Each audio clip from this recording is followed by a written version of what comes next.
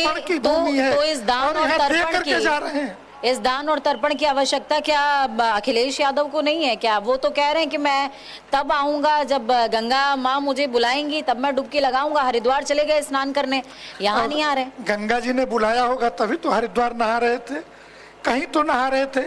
ये तो ऐसे ही है, नहाना तो है ही है।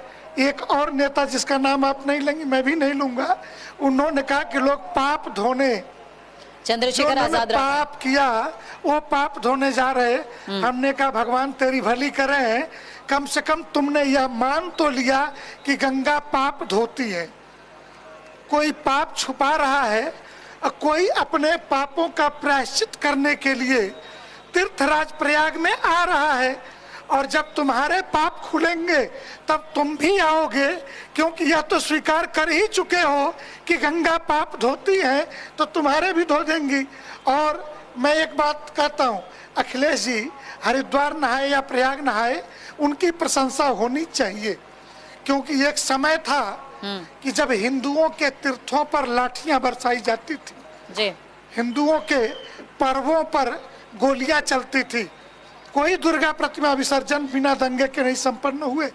और तब सरकारी भवनों में, राष्ट्रपति भवन से लेकर राजभवन, प्रधानमंत्री से मुख्यमंत्री निवास में छेदैया टोपी लगा करके, कंधे पे अरबी गमछा डाल करके रोजा इफ्तार की पार्टियां सरकारी धन से होती थी एक समय में। तब आमंत्रण जो था इफ्तार का जाता था। आज समय बदला है, हिंदुओं ने अपने वोट की कीमत समझी है, इसलिए अब आमंत्रण कुंभ का जा रहा है। तो इस प्रायश्चित में वो प्रयाग आके ना नहा के गंगा में हरिद्वार नहा तो रहे हैं। ये तो समझ रहे हैं ना कि हिंदू वोटों की कोई तो ताकत होगी। ये ऐसा तो नहीं है कहीं कि हिंदू वोटों की कोई तो ताकत होगी। इसको राजनेताओं ने एक हथकंडा बना लिया है, क्योंकि अभी देखिए दिल्ली में चुनाव होने वाला है। केजरीवाल पुजारियों ग्रंथियों को पैसा देने जा रहे हैं। पहले मुफ्तियों को दे रहे थे, अब ग्रंथियों को दे रहे हैं, पुजारियों को दे रहे हैं। तो क्या अब सियासत के केंद्र में भी धर्म आ गया है या धर्म में सियासत आ गई है? दोनों ही दो तरह के सवाल है। संविधान के खूबसूरती को समझें, लोकतंत्र बहुमत का शासन है और इस देश का बहुसंख्यक कौन है? सनातनी हिंदू। हिंदुओं को जातियों में बांट करके, काट करके जिस प्रकार इनकी हत्या, अगर आज संभल के प्रकरण में 1978 के दंगों की फाइल खुल रही तो दर्द क्यों हो रहा? तो कल तक जो लोग जातियों में बांट करके, जातियों के आधार पे, जात और जमात के आधार पे राजनीति करते थे, आज अगर बटोगे तो कटोगे, इस नारे के साथ राजनीति शुरू हो गई तो स्वाभाविक है दर्द होगा। कल तक जिन्हें यह भी एहसास नहीं था, जो मौलवी मौलानाओं को वेतन दे रहे थे, लेकिन जब 10 वर्ष शासन किया है और 10 वर्ष में मौलाना मौलवी के अलावा कुछ नहीं दिखा। आज अचानक हिंदू दिखने लगा है, तो इसलिए दिखने लगा है कि ये कुंभ में 3.5 करोड़ लोग मकर संक्रांति को अगर स्नान कर गए तो ये ताकत दिखने लगी। मैं आपसे पूछता हूँ, आपने कुछ तथाकथित सो कॉल्ड वरिष्ठ पत्रकार हैं जो ऐसे कैमरे लेकर के ऐसे माइक से पूछते थे कौन जात हो? मैं उनसे कहता हूँ सादर आमंत्रण है, जात पूछने वाले जरा संगम में आकर के पूछ लेना कि कौन स्त्री है, कौन पुरुष है, कौन ब्राह्मण है, कौन बनिया है, कौन चमार है। और यहाँ पे कोई किसी की जाति नहीं, सब एक साथ स्नान कर रहे हैं, अपने माँ की गोद में सारे बच्चे एक जैसे खेल रहे हैं। तो ये जो माँ के बच्चे गंगा की गोद में खेल रहे हैं, ये दर्द है असल में, ये पीड़ा है उनको जो वोटों। तो फिर जब सब एक साथ स्नान कर रहे हैं, एक साथ माँ की गोद में है, तो फिर बट कौन रहा है? क्योंकि शंकराचार्य जी ने भी अभी कहा है कि बटोगे तो कटोगे, जो कह रहा है ये कुंभ उसके मुंह पर तमाचा है। ये फालतू की बातें हैं स्वयं को चर्चा में बनाए रखने के लिए। इस देश के दंगों में मैं पूछूं कि जो लोग कह रहे हैं कि संभल 2027 का आगाज है, मैं उन्हीं से पूछ लूं कि 2012 के मुजफ्फरनगर के दंगे जो हुए, एक जाट बेटी के अस्मत के साथ खिलवाड़ हुआ, वो न्याय मांगने गए तो वो सारे जाट युवक उठा के जेलों में डाल दिए गए, जो कुछ घटा, और हिंदू समाज के एकता का प्रदर्शन।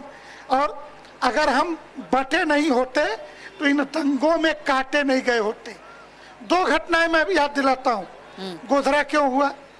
गुजरात के दंगों का जो जिक्र करते हैं, कार सेवक ट्रेन से जा रहे थे, जला दिए गए गोधरा के अंदर। अभी एक ट्रेन कुंभ को आ रही थी महाराष्ट्र के अंदर, उस ट्रेन पे पथराव हुआ, और पथराव हुआ हिंदू यूनाइटेड होने के कारण और महाराष्ट्र में सरकार होने के कारण। लेकिन कई जगहों पर सारी गिरफ्तारियां हुई हैं। शोभा यात्रा पर फूल भी बरसाते हैं अल्पसंख्यक। ये अल्तकिया है, जहां पे अल्पसंख्यक हैं, 15% से कम आबादी है। ये शोभा यात्रा पे फूल बरसाने वाले नेताओं के बयान कि जो कल तक कहते थे जब तक हम बटे हुए थे तब तक इन्हीं लोगों के बयान है कि 15 मिनट के लिए फोर्स हटा लो, और जब हम एकजुट हो गए तो अब वो 15 मिनट वाली बात वो भूल गए हैं। अब तो वो खुद कहने लगे हैं, ये नागाओं की सेना तुम। अब हम कहते हैं कि क्यों ओवैसी मियां अपने 15 मिनट वाली बात पे कायम हो? हमने नहीं कहा है, ये बयान तुमने दिए हैं। तुम कायम हो तो आओ, 2-2 हाथ कर लेते हैं। अन्यथा राष्ट्र की एकता अखंडता के साथ हम खिलवाड़ बर्दाश्त करने वाले लोग नहीं हैं। जितेंद्र आनंद जी, आपके नाम के आगे सरस्वती लगा है, इसका मतलब आप अध्ययन एकदम प्रगाढ़ता के साथ करते हो, और गेरुआ जिसने धारण कर लिया उसको तो शास्त्र कंठस्थ है ही है। मेरा सवाल है, देखिए जनता बड़ी कंफ्यूज रहती है हिंदू और सनातन के बीच में। हिंदू और सनातन एक हैं क्या? या अगर अलग हैं तो कैसे अलग हैं? या हिस्सा है एक दूसरे का, जैसे पिता और पुत्र? क्या है ये सवाल? थोड़ा ऑफ बीट लेकर के गई हूं मैं जी। सनातन और हिंदुत्व तो अलग प्रश्न नहीं है। इनको जिन लोगों को नहीं पता, उसको बृहस्पति आगम में हिंदू शब्द का प्रयोग हुआ है। ऋग्वेद के अंदर हिंदू शब्द आया है। हिंदू भौगोलिक शब्द है। हिमालय यावत इंदु सरोवर, हिंद महासागर तक, हिमालय से लेकर हिंद महासागर तक, ये भौगोलिक शब्द है। वामपंथी विद्वानों ने छेड़छाड़ करके सिंधु शब्द टूटने फूटने। सनातन का एक ही अर्थ होता है, सदैव वर्तमान को सनातन कहते हैं। सदैव वर्तमान की पद्धति, जीवन जीने की पद्धति। सुप्रीम कोर्ट ने हिंदू के बारे में एक अपना शब्द दिया कि हिंदू लाइफ ऑफ वे, जीवन शैली, जीवन शैली है, जीवन का रास्ता है हिंदुत्व। अब हिंदू के बारे में एक आपको और विषय बताता हूँ। 1916 में काशी हिंदू विश्वविद्यालय की स्थापना हुई जी। अलग अलग विभाग बने। काशी हिंदू विश्वविद्यालय में भारत रत्न महामना मालवीय, जिनकी यह जन्मभूमि है तीर्थराज प्रयाग जी, वहाँ पे एक संस्कृत विद्या धर्म विज्ञान संकाय है। उसमें एक वाक्य लिखा है कि गैर हिंदू प्रवेश वर्जित। वो एकमात्र संकाय है जहाँ गैर हिंदू न पढ़ सकता है न पढ़ा सकता है, काशी हिंदू विश्वविद्यालय में। और ब्रिटिश पार्लियामेंट में BHU बिल पास हुआ 1916 में जी, उसका हिस्सा है। हिंदू कौन है वहाँ पर संस्कृत में बोर्ड लिखा हुआ है, कभी आपको जाना चाहिए, अपने कैमरे से उस बोर्ड को देखना चाहिए। आपने बोर्ड का जिक्र कर दिया कि सिख, बौद्ध, जैन, ये तीनों सनातन की परंपरा में हिंदू हैं, और भारतीय संविधान में सिख, बौद्ध, जैन ये तीनों हिंदू हैं, सनातन के साथ ही। जब बुद्ध से पूछा गया कि आप कोई अलग संप्रदाय चला रहे हैं, तो उन्होंने पाली भाषा में कहा येसो धम्म सनातनो, यह धर्म सनातन है। जब भगवान राम से बात पूछी, जब मारिच, वाल्मीकि रामायण में मारिच का प्रसंग आता है, तो कहते हैं कि ये सनातन धर्म की प्रवाहित होने वाली धारा है, अरण्य कांड के अंदर है। इसलिए इन सारे उदाहरणों से सनातन वर्सेज हिंदुत्व का ये वामपंथी कुत्सित विचार, उसमें कुछ साधु वेश कालनेमी भी है जो सनातन वर्सेज हिंदुत्व, जैन, बौद्ध, सिखों को सनातन से अलग करने की साजिश।